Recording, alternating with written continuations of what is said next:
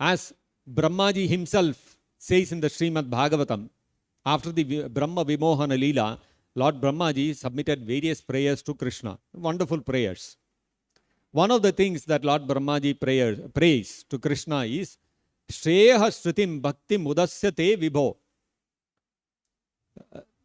A person, if he gives up the process of Bhakti Yoga, which is Shreya, which is the ultimate, which gives the ultimate benefit to the living entities. The benefit that we can achieve is of two kinds, Preya and Shreya. Preya refers to immediate benefit, Shreya refers to ultimate benefit. Shreya Shrutim Bhakti Udasyate Vibho. If somebody Udasya, he gives up the process of Bhakti Yoga, which is actually Shreya, which is the ultimate welfare for the living entity.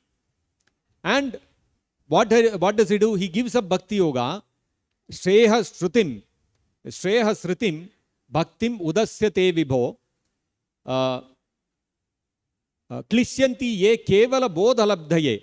Those who think, no, the process of Dhyana Yoga is better than Bhakti Yoga, and Klishyanti, they take up hard endeavor, they take up a lot of difficulties, austerities, tapasya. The process of Dhyana Yoga is not easy, it is quite difficult. Klishyanti ye kevala bodhalabdhaye. Kevala bodhalabdhaye, to achieve the position of Dhyana. If somebody takes up a lot of endeavor and austerities, giving up the process of Bhakti Yoga, then kleshala eva asaha. For such a person, the result is only hard labor. There is no other result that comes out of it.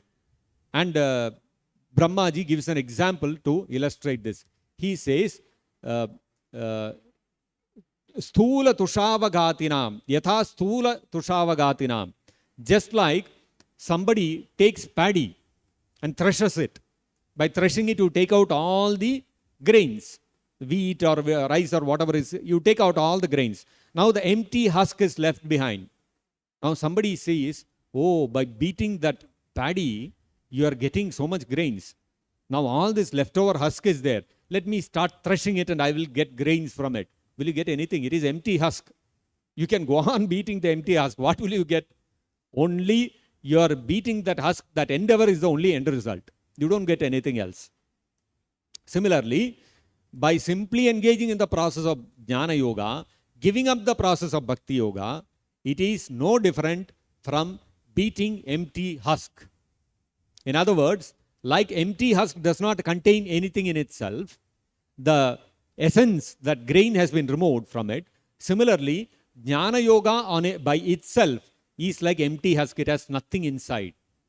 There is nothing it can offer to you to give you ultimate spiritual benefit.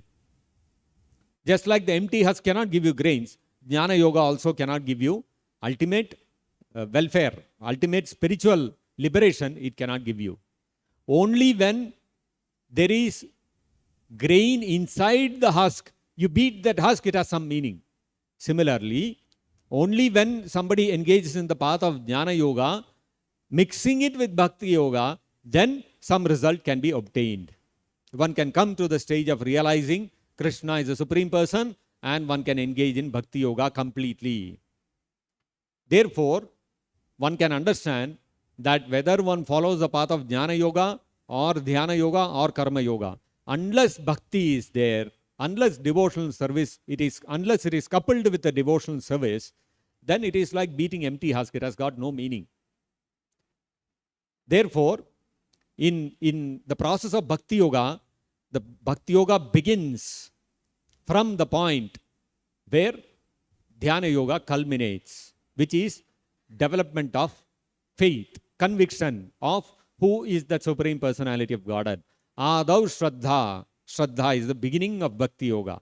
Then Bhakti Yoga propels us further and further on the different stages of Bhakti until it takes you to the stage of Krishna Prema, where one will realize who one is in the spiritual world. And then one can go back to Godhead and enjoy eternal life, liberated from birth, death, disease and old age. Until one comes to that stage, there is no question of liberation from this material world permanently.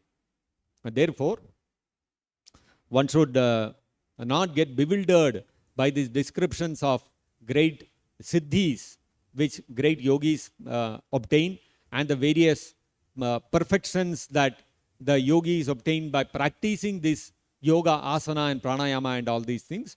Instead, one should focus on the ultimate goal to be achieved by the eightfold yoga system, which is to come to the stage of developing faith in Krishna. And if already that faith in Krishna is being achieved by Shravana and Kirtana, then what is the use of following the path of Dhyana yoga or Jnana yoga or Karma yoga? It has no meaning. We have already achieved the end, and we are going further beyond that, which cannot be offered by any of the other processes. Shraddha cannot be given to you by Jnana yoga. Shraddha cannot come from Karma yoga also. It has to come from only Ashtanga yoga. And beyond Shraddha, Tata Sadhu Sangha, Anartha Nivritti, all these things, that cannot happen in Dhyana yoga also. It has to happen only in Bhakti yoga. And therefore, that is the greatness of the process of Bhakti yoga.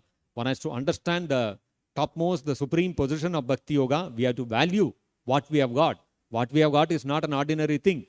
That which even Saubhari Muni and Vishwamitra Muni could not attain, we have achieved in a very short span of time. It's all because of the process of Shravanam and Kirtanam in the process of Bhakti yoga. So we should understand the importance of Shravanam and Kirtanam, and we should engage in the process with utmost sincerity and seriousness and perfect our life and go back to Godhead.